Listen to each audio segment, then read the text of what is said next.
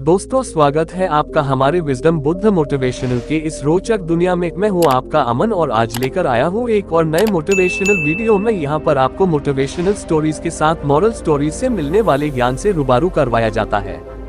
यहाँ हम आपके लिए ऐसी मोटिवेशनल स्टोरीज लेकर आते हैं जिसे सुनने से आपके जीवन में न सिर्फ एक सकारात्मक बदलाव आता है, बल्कि आप अपनी जिंदगी में वो सब कुछ हासिल कर पाते हो जिनकी आपने कल्पना की थी। यहाँ हम आपके लिए मॉरल स्टोरीज भी लेकर तो चलिए वीडियो को स्टार्ट करते हैं बिना कोई वक्त गवाए। एक बार की बात है, गौतम बुद्ध अपने शिष्यों के साथ एक गांव से दूर किसी बड़े नगर की तरफ जा रहे थे। गर्मी के दिन थे और रास्ता भी बहुत लंबा था। गौतम बुद्ध अपने शिष्यों सहित बहुत देर से चल रहे थे, जिस वजह से उन्हें बहुत प्यास लगती है। वहां से कुछ ही दूरी पर बरगद के वृक्ष की एक घनी छांव थी। सभी लोग उस वृक्ष के पास पहुंच जाते हैं। महात्मा बुद्ध अपने शिष्यों सहित वृक्ष की घनी छाया के नीचे विश्राम करने लगते हैं। बहुत देर से चलने की वजह से सभी का गला प्यास से सूख रहा था। यह बात बुद्ध जानते थे। बुद्ध ने अपने एक शिष्य को कहा, आप इस बरगद की छाया से 20 कदम दूर जाकर बरगद की 2 बार परिक्रमा करके वापस आओ। शिष्य वैसा ही करता है जैसा बुद्ध ने बताया। परिक्रमा के बाद जब शिष्य महात्मा बुद्ध के पास आया तो बुद्ध बोले कि क्या आपको किसी ठंडी हवा का अनुभव हुआ था?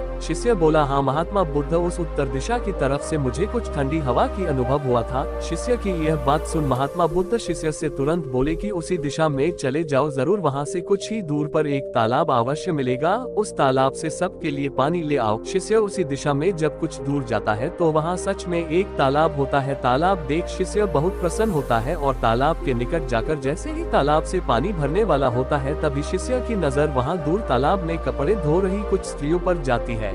यह देख शिष्य मन में सोचते हैं कि यह पानी तो गंदा हो गया है। लेकिन जब शिष्य ध्यान से तालाब के पानी को देखते हैं कि अभी भी तालाब का कुछ पानी साफ है, इतने में 2 बैलगाड़ी जोर से तालाब के किनारे से होती हुई निकल जाती है। बैलगाड़ी के पहिए तालाब की मिट्टी के ऊपर इतनी जोर से निकलते हैं कि तालाब के नीचे बैठी बहुत सारी मिट्टी तालाब के ऊपर आ जाती है, जिस वजह से तालाब का बचा हुआ पानी भी गंदा हो जाता है। यह देख शिष्य बिना पानी लिए क्रोध में महात्मा बुद्ध के पास वापस चला जाता है। शिष्य बड़े ही निराशा भाव से महात्मा बुद्ध को सब बात बताता है।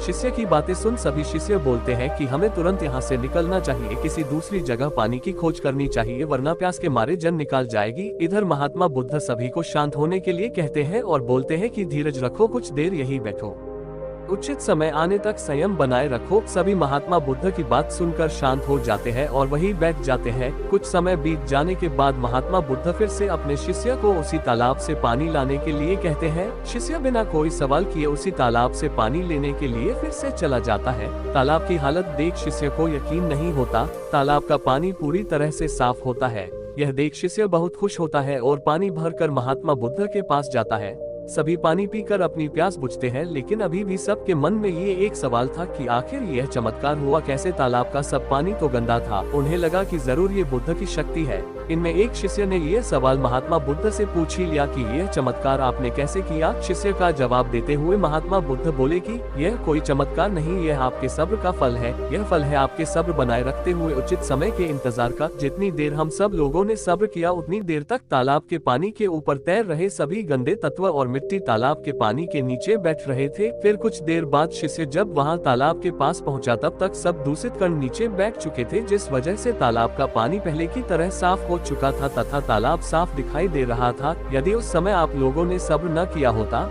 धैर्य न रखा होता, तो आप सब इतनी गर्मी में पानी की खोज में प्यासे रहकर शायद अब तक मृत्यु को प्राप्त हो गए होते, क्योंकि यहाँ से अगला कोई तालाब है या नहीं, और होगा भी तो क्या उसका पानी साफ होगा या नहीं। इन सब कारणों से आप कभी प्यास न बुझा पाते और प्यास से मर जाते। फिर इतना बोलने के बाद महात्मा बुद्ध शिष्यों को एक सीख देते हुए कहते हैं कि जैसी स्थिति हम लोगों के समक्ष आज आई है, वैसी ही स्थिति और मुश्किल दौर जिंदगी के हर मोड़ पर आएंगे। तब उस समय भी आपको ऐसे ही संयम बनाए रखना होगा और अपने विवेक से काम लेते हुए ही आपको एक उचित फैसले के साथ सही नतीजे पर पहुंचना होगा। हर मुश्किल दौर में सब्र रखते हुए ऐसे ही शांत मन से ही कोई फैसला लेना चाहिए जिसका आपके और दूसरों के लिए अच्छा हो, क्योंकि ऐसी स्थितियों में लोग अक्सर गुस्से में आकर अपना सब्र खो देते हैं और गुस्से तथा जल्दबाजी में गलत काम और फैसला कर बैठते हैं, जिसका बुरा परिणाम उनको भविष्य में देखने को मिलता है, जिसमें खुद का नुकसान अधिक होता है। कुछ परिस्थितियां जीवन में ऐसी होती है जहां हमें सब्र बनाए रखते हुए उचित समय का इंतजार करना होता है, लेकिन लोग अक्सर यहीं पर अपना सब्र खो देते हैं और उचित समय आने का इंतजार नहीं करते, जिस वजह से उनको आगे चलकर दुख और मुश्किलों का सामना करना पड़ता है।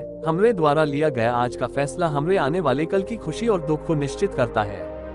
बुद्धा स्टोरीज इन हिंदी से हमें अपने जीवन में बहुत कुछ सीखने को मिलता है। हमें अपने जीवन की उन अनमोल बातों और ज्ञान का बोध होता है जो हमें हमारे जीवन में बहुत काम आती है। अक्सर इंसान जिंदगी में आने वाली परेशानियों के बारे सुनकर बहुत परेशान हो जाता है, तो ऐसे में हमें ऐसी बुद्धा स्टोरीज इन हिंदी से बहुत कुछ ज्ञानवर्धक बातें सीखने को मिलती है जो जीवन की मुश्किलों का सामना करने की ताकत देती है। यह बुद्धा स्टोरीज इन हिंदी इंसान के मन में एक सकारात्मक ऊर्जा का संचार करती है जो मन में बनने वाली नकारात्मक ऊर्जा को खत्म कर इंसान को सही राह की तरफ अग्रसर करती है।